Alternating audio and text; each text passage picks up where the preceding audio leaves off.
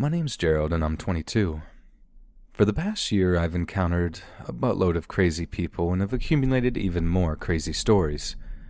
While most of them would make you laugh, the one I've chosen to share was terrifying while it was happening and still gives me shivers when I remember it. A little more than a year ago, I applied for and got a job at my favorite convenience store across the street from my house. I'd moved there my sophomore year in college and decided to stay after I left school. This little store has served as a savior to me. Living as young men often do, I had very little money, but I was always confident I could find something to fill my belly regardless of how much was in my pocket at the time. So, when the time came, I was no longer able to rely on my parents for money. The corner store was the first place I went for a job. I was in luck. Only the day before, one of the employees was fired for stealing from the register. I took his place, and I've been here ever since. Like any other corner store, we sell alcohol. Beer, wine, liquor, the whole boat. Naturally, this makes us a beacon for the local drunks. These folks have served as countless hours of entertainment. While most are harmless people, on one specific occasion, a horribly violent outburst occurred. It was a quiet Saturday night, about an hour before close. Most of the regulars had made their appearances, a few more than once. The two involved in this incident had been in around 7 p.m. and had just returned. They were, or at least appeared to be, a couple. I'd seen them around the neighborhood since I moved in. The owner of the store said they'd been customers since he bought the store, and that was 13 years ago. Although they were not very talkative when they came in, I never had any reason to believe either could be violent. However, that night something had changed. Upon arriving the second time, they went straight to the cooler containing the quart and 40-ounce size beers. Nothing out of the ordinary, as I said, but tonight an argument between the two started soon after their arrival. Initially, I couldn't hear what it was about, but soon I could hear everything they said across the store. I minded my own business for a while, but once the female began screaming curse words at the man, I felt like I had to at least get them to take it outside. I wasn't sure what to say, but I began my walk to the opposite side of the small store. Before I was halfway there, the man started screaming back at the woman. I'm not sure exactly what she had said to him, but it had obviously infuriated him. Mere moments before, he had taken a quart bottle of Busch or some other cheap beer from the cooler. All of a sudden, he began striking down at the woman's head with it. I'm not sure if he thought it would break or if he intended on hurting her with the nearest thing, but strike after strike he continued. It was a horrifying thing to witness. I blame the entertainment industry for giving people the false impression of how easy it is to break a beer bottle over someone's head. I assure you, it's very hard. Following the fifth or sixth strike, the woman had dropped completely to the floor and stopped moving. The guy stood over her for a moment, but looked up when I assume he heard me running towards him. The second he saw me, he ran out the side door and disappeared into the darkness. The sight of her laying there made me sick to my stomach. The blood dripping from her ears was almost as shocking as the ever-growing pool around her head. It seemed like a bad idea to touch her, so I made the decision to let the paramedics check her for a pulse. When they arrived, she was still alive, but they didn't have much hope for her survival. The cops certainly weren't in any hurry to get there, but when they did finally arrive, 45 minutes later, I filled them in on all I had seen. From the way they reacted, I got a strong feeling that they were very familiar with the two. While on shift, a few days later, my boss called with some news. The female was brain dead, and her family had made the choice to let her pass. The cops had picked the guy up the following night. From the description my boss gave me, he didn't even seem to remember what had happened. The doctors that examined him said that it's likely he truly may not remember what he did, because of the many years of alcohol abuse had possibly destroyed his brain. Sounds like he might not get the full punishment due to him under the law. I'm not really sure how I feel about that. Sometimes, it seems like people really do get away with murder.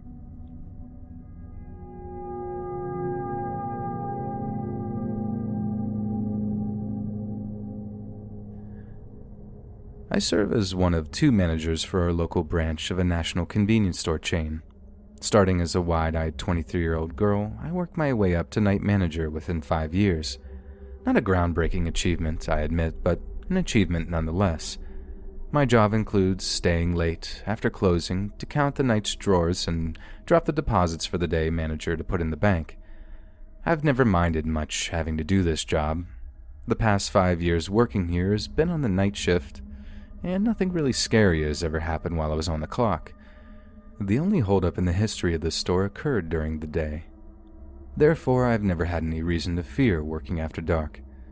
That was until just recently when I became the subject of someone's obsession. Talking about this in the first place is very embarrassing for me. I feel like when people hear about this, they think I am bragging about my looks, but I swear I'm not. I recognize that I'm an average-looking woman, but that's as far as my vanity goes. I would have probably kept this incident to myself, but my therapist feels that sharing my experience will help other women, as well as myself. So, that's why we're here. Hopefully he's right, and this horrible ordeal really can serve to help other women who have suffered from the same form of negative attention. Now that I put this off for so long, I guess it's time to tell you exactly what it is that happened. As I said, I work the night shift 6 days a week. The number of weirdos I encounter is somewhat high. A fight once or twice a year, homeless drunks, the usual lot for a clerk in a convenience store in America. In spite of the craziness going on around me, day to day, I had managed to go unnoticed by any of those weirdos until around 6 months ago. About that time, this particular man began coming to the store. Initially, it was only once or twice a week, and when he did, nothing was said to me. However, as time passed, his visits became more and more frequent. This, in itself, isn't that odd. Anybody who's worked in a convenience store for a length of time can tell you regulars go with the territory. Some you will see every day at the same time, some more than once. So at the time, I had no need to be concerned. A month into this routine, I noticed that he would wait until I had no customers so I could ring him up. What made it so obvious was his concerted effort to start a discussion with me. How about that weather? You know, small talk like that. Although I found it funny then, I didn't realize I was encouraging him by engaging in these discussions with him. Soon the talks became more personal, less banal discussions. The first time I was asked if I had a boyfriend, I laughed it off, but the third and fourth were the first indication to me that I may have a problem on my hands. My suspicions were cemented the day he asked me out. Perhaps from instinct I said no, but I was careful to be kind in the way I said it. At that moment, he seemed to take it well. However, another clerk told me later that evening that he was actually very angry. I guess I never really learned to read a guy's body language. The next time he came in, he didn't talk to me and didn't return to normal until a few days later, when he acted like nothing had ever happened. I had gotten the impression he had decided to let it go, but just one day later, he asked me to go out with him again. This time, he said he meant it just as friends. As before, I declined. He made no effort to hide his anger this time, and the expression on his face as he stood there really frightened me. The week following this second incident, I spent most of my time hiding out in the office doing paperwork. A male clerk he had befriended told me he had asked about me, but the clerk only told him I was out. I took advantage of this friendship to ask the clerk to talk to the man. I wanted him to ask the guy to not come into the store when I was working anymore. His most recent behavior had scared me. The discussion must have happened because I didn't see him for several days. Curious as to what was said, I asked the clerk what reaction the man had.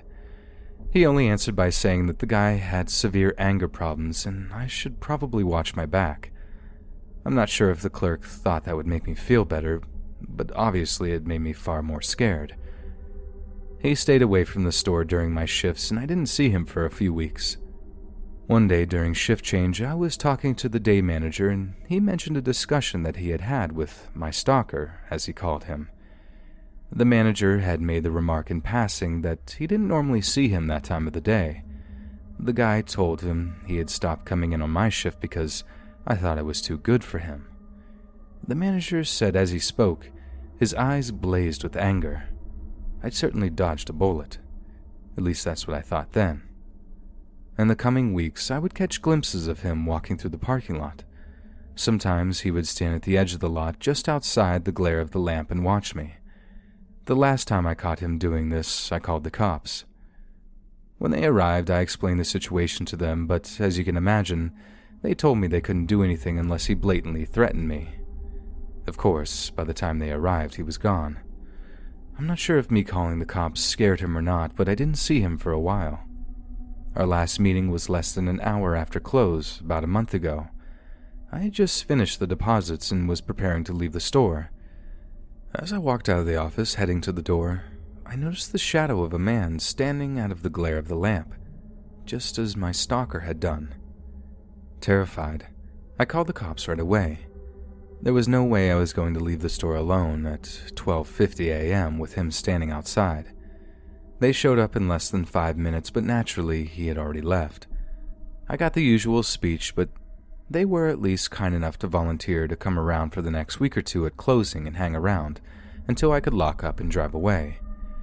It wasn't until 2 weeks later that I heard the news. While I was engaging in work talk with the male clerk, he mentioned that my stalker had ended his own life the week before. I didn't believe him, so we went into the office and he brought the man's obituary up on the computer. Shocked would be an understatement. I knew I hadn't seen him, but I assumed the police presence at close had scared him off. It took me a few minutes to gather myself. I wasn't sure how to feel about this. While he had clearly become a danger to me, I couldn't help but feel bad for him. He obviously had a major anger issue, but I had no idea how bad his life had been outside the store. I've always thought it was important to try and be empathetic towards others. On the other hand, the relief I felt and still feel often overrides any feelings of sadness or guilt I may have. I can only hope that he has found as much peace in taking his life as I have. God, I know that sounds terrible, but honestly, can you blame me? Rest in peace, Robert. I do truly hope you have found the peace you so sorely needed.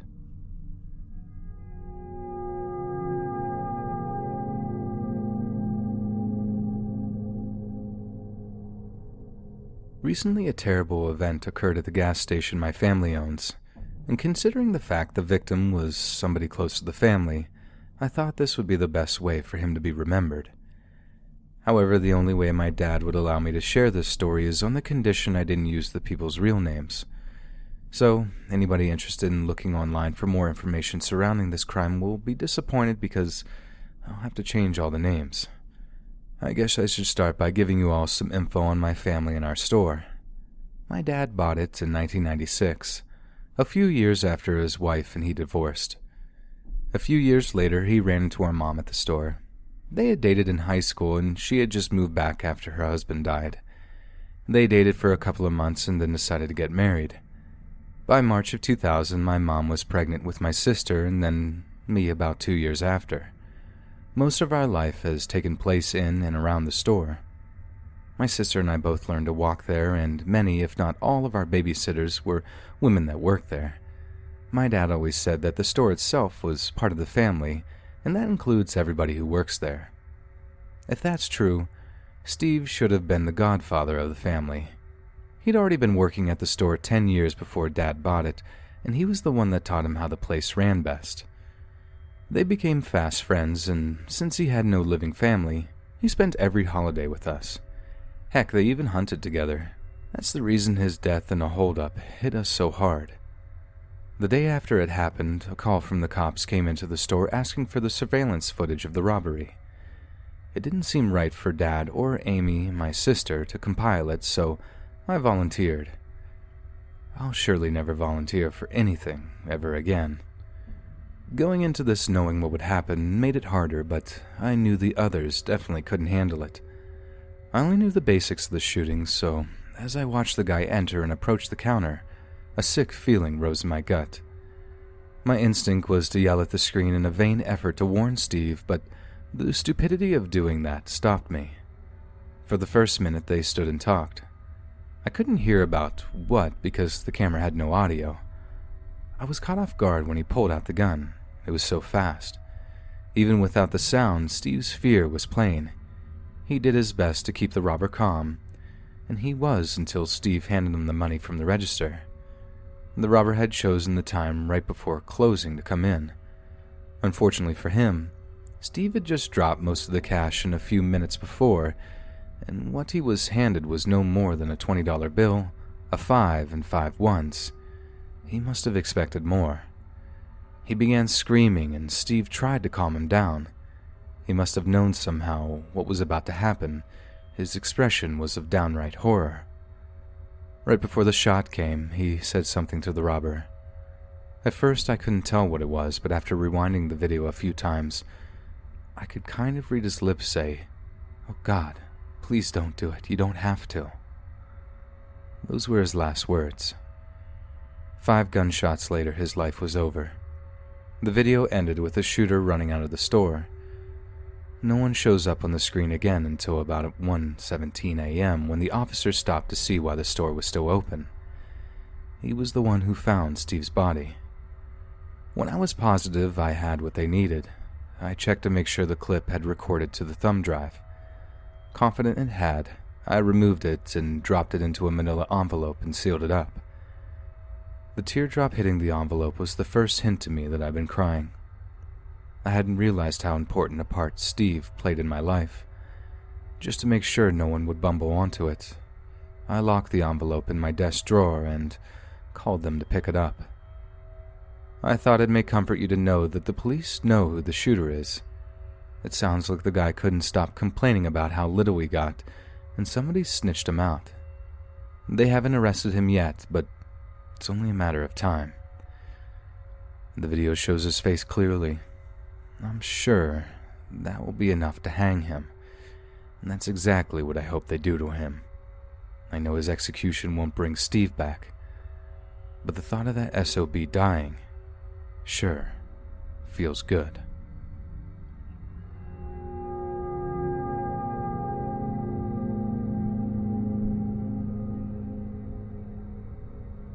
Just the other night, my aunt and I were drinking some beers around the fire pit in my backyard when she told me a story I'd never heard her mention before.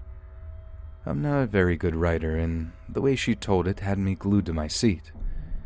Because of that, I asked her to write it down so I could post it. She was a little nervous about the idea at first, but as soon as I convinced her she could write it in a way to remain anonymous, she agreed. I do warn everyone reading this that the subject matter is very upsetting and may trigger those who have been victims of violence in the past. You've been warned. From this point on, the rest of what's written will be by my aunt, so prepare yourselves. It was sometime in the middle 1980s, and I was living in the Midwest with a friend back home. We had been bouncing from temp job to temp job for the past 5 years or so. Then, late one night, we stopped in at a liquor store to pick up some booze. Neither of us had jobs at the time, and she appeared to notice a help wanted sign in the front window. The following day, she returned and asked about the job. By the end of the day, she had been hired. She'd always had a way about her, a way to put people at ease. It was the greatest character trait about her. I don't believe she ever had an enemy in her life. Anyhow, while I continued my search for permanent employment, she was enjoying her job and making a lot of friends to boot. She would often invite her coworkers over to our apartment after work to party, and we always had an awesome time. They were really good people. I even dated one of the guys she worked with, but it didn't work out. Then, just as life was starting to get good for us all, a horrible crime occurred, and I would lose my best friend forever. The night of, my roommate was doing her closing duties, and most of the staff had met up at the store to head over to our place together. Sometime just before she locked the doors, 2 guys came in and walked around the store. She waited for several minutes at the register before she reminded them that the store was closing. This was when the men pulled their guns. One herded the staff together into the walk-in cooler while the other locked the door and switched off the sign. Once they were back together, the leader, the guy who had let everyone into the cooler, assured them no one would be harmed, as long as somebody opened the safe for them. They'd take their money and leave. Nobody spoke until the door guy pistol-whipped one of the girls across the head. The roommate quickly told them that the only person that had the key to the safe was the day manager and he wasn't there. This wasn't true. He was at the back of the group, comforting his girlfriend that just got hit. Still, no one to this day understands why she lied. She often said that if she was robbed, she wasn't about to die for somebody else's money. The two robbers were beginning to get irritated, so my roommate mentioned that the money was still in the register. It was only around $30, but it was something. The two men ignored her, but the door guy walked out of the cooler and came back a few minutes later. They walked away a couple of steps and talked. About what, no one knows. When they returned to the group, the leader was visibly angry. He repeated what he said earlier, but this time no one said anything back. Here's where it all went to chaos. The leader's frustration boiled over. He took one step forward towards the group and kicked the young man in front of him. Then, he opened fire on the whole group. For a solid minute, he and his accomplices emptied their guns into the victims. The only survivor, who just happened to be the day manager, said he was hit at least 4 times before they moved on to the next person. Even though he had tried to cover his girlfriend with his body, she was still hit multiple times herself. He lost consciousness soon after the shot stopped, so no one knows exactly when the shooters left. What is known for sure is the 5 innocent people lost their lives for $32.53. It was almost 9 hours before they were found. By then, anyone who could have been saved, except one, had died. His stay in the hospital lasted 2 weeks, and the month after that was spent in physical therapy learning how to use his right arm again. The last time I spoke to him, which was sometime in 1997, he was still seeing a psychologist twice a month. As far as I know, only one of the shooters was ever arrested, the door guy, and that was for another crime. He was connected to this crime while serving time in prison. He did eventually cop to it, but would never give up his partner. He would only say that he had lost his life while committing another robbery. Nobody involved in solving the case believed him, but until they found a clue connecting them to a name, the case is still at a standstill. If you ask me who was the most affected, I would probably say it was the day manager, Ben. Not only had my roommate lied to protect him, we assume, his attempt to save the girl he loved failed, and he spent all night laying next to her while she and 4 other of his friends slowly bled to death. I'd say in comparison, I've gotten off easy. Don't get me wrong, many of those people were my friends too. One of them, the best friend I'd ever had, and a week doesn't go by that I don't think about all of them. However, when it comes to Ben, I don't think life will ever be the same again.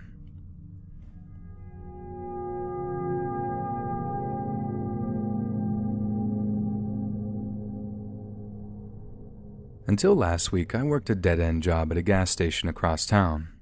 This is why I quit and the crazy week that led up to it. About 2 weeks ago, my old man came into my room, woke me up, and started complaining about how he was lazy and needed to get a job. Typical. I didn't really have anything to say. Of course, he got even madder because of this. He then informed me that he had asked his friend to give me a job at his gas station. I would have appreciated if he would have asked me first, but he didn't. My first shift started in a few hours. What an a-hole. So after a super quick shower, I began my first day of work. I could tell the job was going to suck from the start. My dad's friend was an idiot, and most of the employees were too. One girl thought she was Nicki Minaj. The whole time she was working, she was rapping or singing some R&B song. For some reason, the king douche put her with me for every shift, and I had to listen to her terrible music. On the rare occasion she wasn't singing or rapping, she was talking about her baby daddy. As you can imagine, most of the time I was working, I wanted to eat a box full of Tide Pods and chase it with a jug of bleach. If you thought it couldn't get worse, you're wrong. When the owner wasn't around, her friends hung out at the store and did so for hours. I don't mean 2 or 3 people either. I mean upwards of 20 or more. They would park their cars in the front of the store where the customers should have been and play their stereos at astronomical levels. The bass got so bad it would shake the windows sometimes. It was my perfect idea of literal torture. I got to the point that I was having nightmares that I was trapped inside a rap video. And believe it or not, a gunfight broke out at the store while we were working 2 nights ago. The story, as it was told to me, was that one of my coworkers' friends had a beef with a gang member in another neighborhood. This beef had started as something tame but quickly escalated to violence. My coworker's friend had gotten into a fight with the gang member's cousin and must have messed him up pretty bad because the member's cousin ended up in the hospital for several days. Because of this, the cousin swore that he was going to fill the guy full of holes. A normal person would have laid low for a while if someone told him a gangster was gunning for him, but none of my coworker's friends could be called anything near normal. So he continued acting as if nothing was wrong until the gang member spotted him loafing around and drinking booze in our parking lot. The shooting part of this nightmare didn't last long, but by the time it was through, 2 of my coworker's friends were dead, and 3 other innocent bystanders were injured. The guy who was the intended target of the attack was unscathed. 2 of her female friends were the people who lost their lives. One of the girls was begging the paramedics to not let her die as they rushed her away. The 3 bystanders injured had nothing to do with the foolishness. Luckily for them, they got off with very minor injuries. The worst of the 3 just happened to be myself. I received 1 graze to my knee and 1 direct hit to my shin. My God, did that hurt. My first call upon waking up today was to the store owner to let him know I was quitting. He sounded like he had been expecting it. As far as I know, the cut-rate Nicki Minaj was still working there despite the fact her presence caused the entire mess. The shooting wasn't the whole reason I quit. The king idiot not offering to pay my medical bills was the big reason. My dad didn't even say anything about this, even though the guy was supposed to be his friend. I haven't told him yet, but I'm sure his friend will call sometime today and tell him. I don't care if he gets mad or not. That job could never pay enough to make it worth getting shot. I'd rather work in the sewers than put up with all that stuff I've had to deal with for the past 2 weeks. And here I am in the hospital. If that job means so much to him, he can go work there with his tightwad buddy in the dollar store Nicki Minaj while they wait to get shot. I've had enough. No for me, and I'll be here, recovering.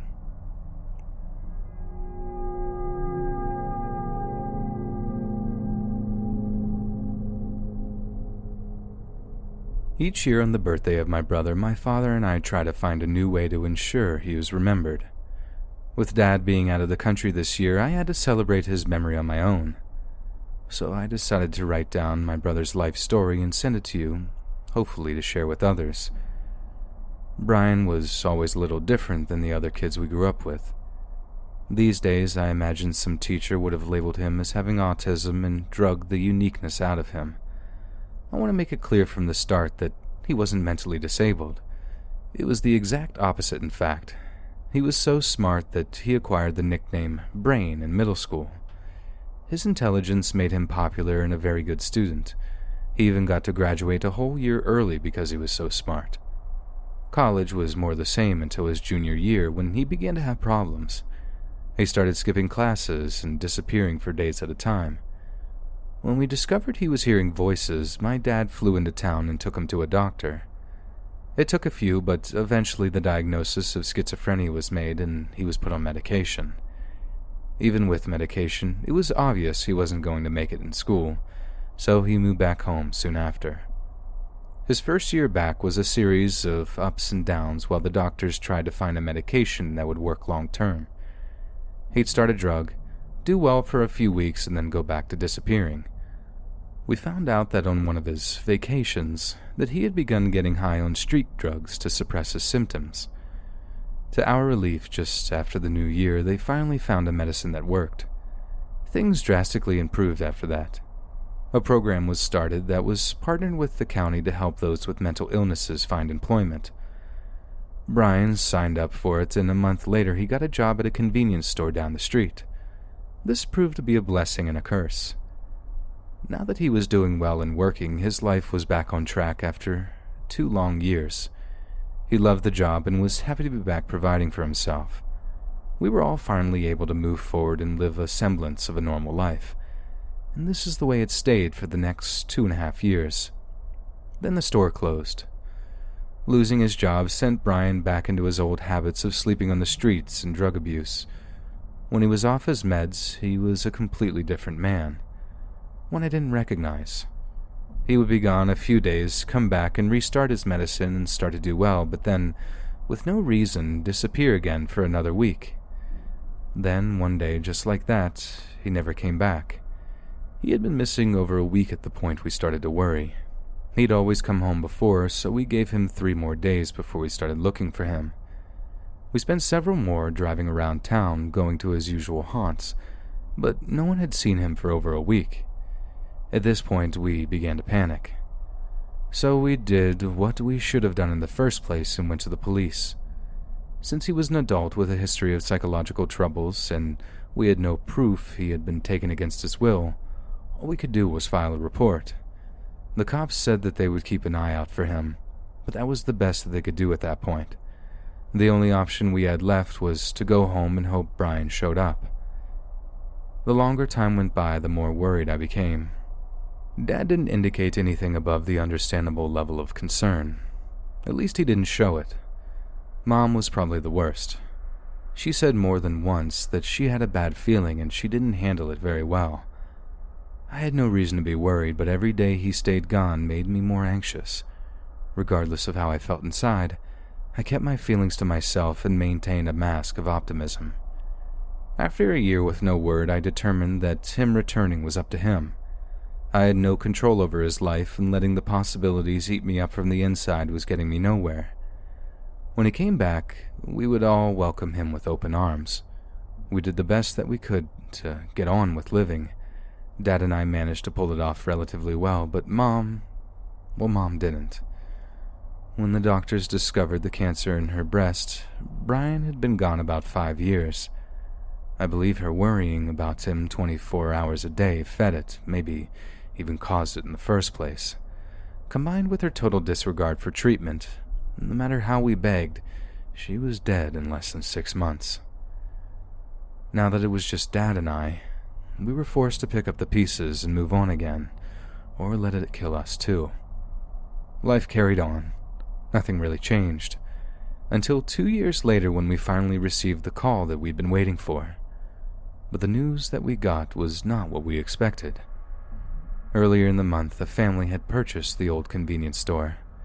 They had hired a cleaning company to go into the place and clean up the mess left after almost 8 years of sitting closed. One morning, the crew was in the storage room picking up the leftovers of a ceiling collapse and made a terrible discovery. The body of what was believed to be a man was buried under the pile of ceiling tiles and insulation. The police had no idea who it could be, and there were no visible marks on the body to indicate the cause of death. Ultimately, at the end of a 3-week investigation, including the autopsy and DNA tests, it was determined that the body in the back room was Brian. They still haven't arrived at a concrete answer of how he died, but drug paraphernalia was found near him. The strongest theory is overdose. Whether on purpose or not will never be known. So there we were. Over 7 years after we lost him, Dad and I were burying him next to Mom in the family plot. The day was a hard one, but knowing where Brian was after all this time took away a bit of the sting. We only wish Mom would have survived to see it. It turned out she was right all along.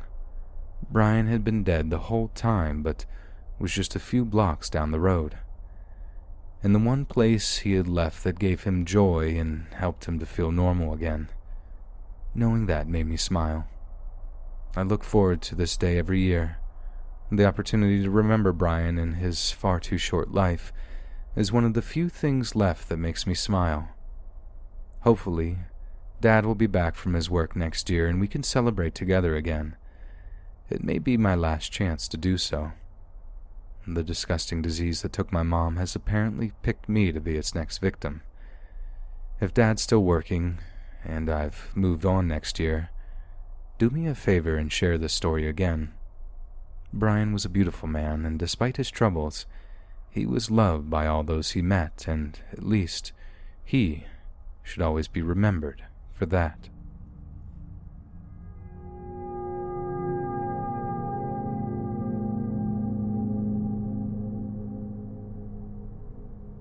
Five or so years ago, before I met my husband Brian, I lived in a dinky little apartment complex just off campus.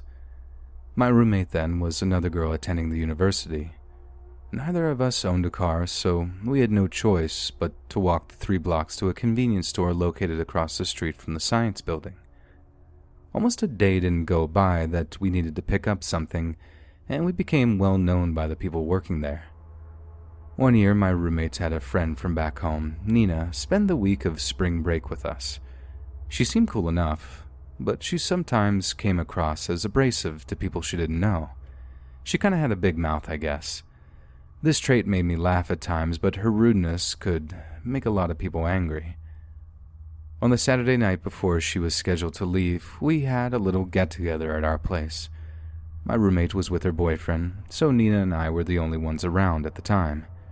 Earlier that day, she had scored an ounce of bud from one of our neighbors. He would sell us a little from time to time. We were planning on smoking before everybody started to show up, but I realized we were out of papers. Since we were going to have to pick up some beer anyways, we headed to the store. We loaded up on plenty of drinks and snacks when we got there and then headed back to the apartment. As we walked across the parking lot, some guys hanging out on the side of the building yelled some crude words at us. This wasn't out of the norm. On occasion, when I went to the store at night, there were a few dudes hanging out. Sometimes they would make an off-color comment and I would laugh it off. They weren't being mean or anything. I thought they were just having fun. That would be the whole of it. Nothing was said after that. I'd walk on home and get no further problems from them.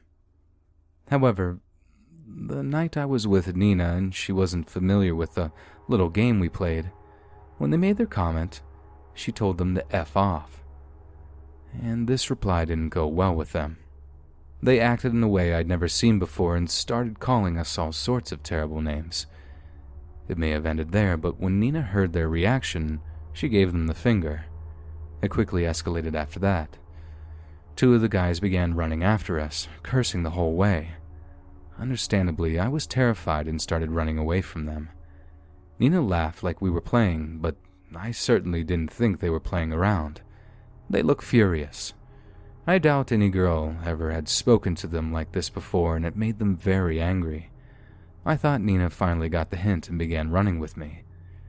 Luckily, we weren't far from our apartment, and we got to the door and inside before they could catch us. I locked the deadbolt behind us and took a big breath. Nina started laughing again. She hadn't taken them seriously at all and must have seen it as some sort of big joke. I didn't, that's for sure. Her laughing made me even angrier, and I commenced to cussing her out, but her chuckles continued. She had no ability to take anything seriously, and she wasn't even high yet. I'd had enough of her and headed into the kitchen to put up the beer and chips.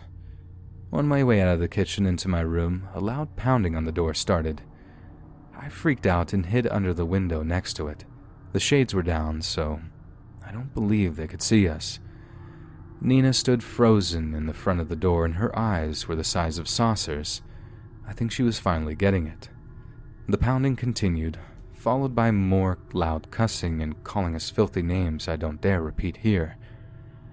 Carefully, I stood up and peeked out a little crack in the blinds. There were 3 guys now, and you could tell they were livid.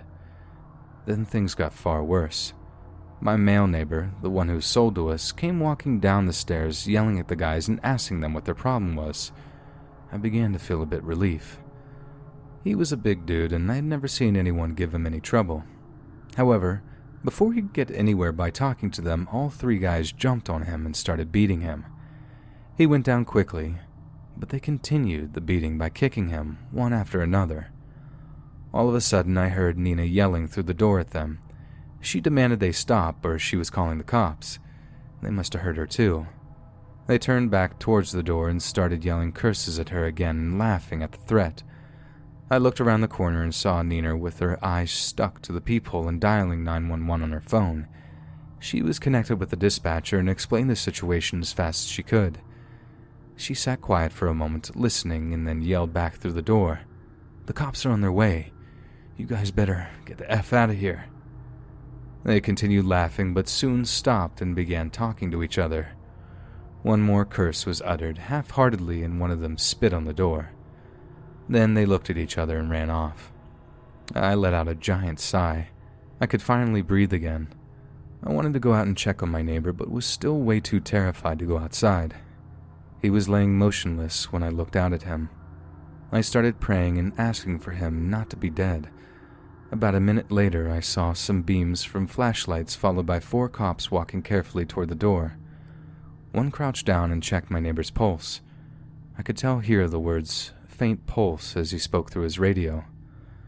When the officers knocked on the door, Nina opened it for them. She gave the one in the front a big hug and kiss on the cheek. He just stood there, frozen in surprise with a big smile on his face. She let go, and he chuckled a bit under his breath as they all entered the apartment. We thanked them for showing up so fast, and Nina began blurting out the entire story before they even had time to ask. I hurried out behind them to check on my neighbor, and a paramedic came up right after and started working on him. I asked him if my neighbor was going to be okay, but he simply looked at me and said, "You should make it, but he'll have to fight." It wasn't the news I wanted to hear exactly, but I was happy to hear he'd survive. When his partner arrived soon after, they loaded him onto a stretcher and rushed him away. Even though I wanted to go with them, I knew I had to stay behind and talk to the police. So, I went back in and sat down and waited to be questioned. The cops left a few hours later. I was still shaking a little from the shock of everything. I felt really bad for what happened to my neighbor. He didn't deserve it. He was just trying to help. If I would have had a car, I would have went to the hospital to check on him, but I didn't, so I couldn't think of anything better than a beer and some smoke to help me relax. I was overjoyed that no one decided to show up for our party. Things could have turned out far worse. While we sat in front of the TV and smoked, Nina apologized for what she did. I was happy to hear it, but I wasn't the only person she needed to apologize to. She agreed, and she stayed a day longer to go with me on the bus to see him in the hospital and do so in person. Like any real hero, he said there was no need and asked how we were. We spent most of the day with him until they kicked us out. Nina left the next morning, and happily, I've never seen her again. My neighbor Alec spent the whole of the next week in the hospital recuperating from the attack. When he returned to the complex, my roommate and I had him over for dinner. She figured it was the least we could do for thanking him for helping, and of course, I agreed. For the remainder of the time I lived there, I would see him from time to time, never forgetting to thank him for what he did. He managed to bounce back from his injuries well. Unfortunately, although his limp eventually went away and the cuts healed, he'll most likely have sight memory issues for the rest of his life. I can only hope he's able to move on and forget myself, Nina, and the whole mess that caused all of it. Hey friends, thanks for listening. Be sure to subscribe and click that notification bell to be alerted of all future narrations. And if you got a story, be sure to submit them to my subreddit, Let's Read Official, and give and receive feedback from the community, and maybe even hear your story featured on the next video.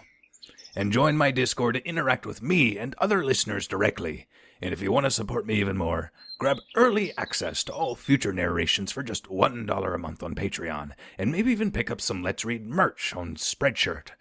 And check out the Let's Read podcast, where you can hear all these stories in long compilation form and save huge on data, located on both Spotify and Apple Podcasts. Links in the bio. Thanks so much, friends, and I'll see you again soon.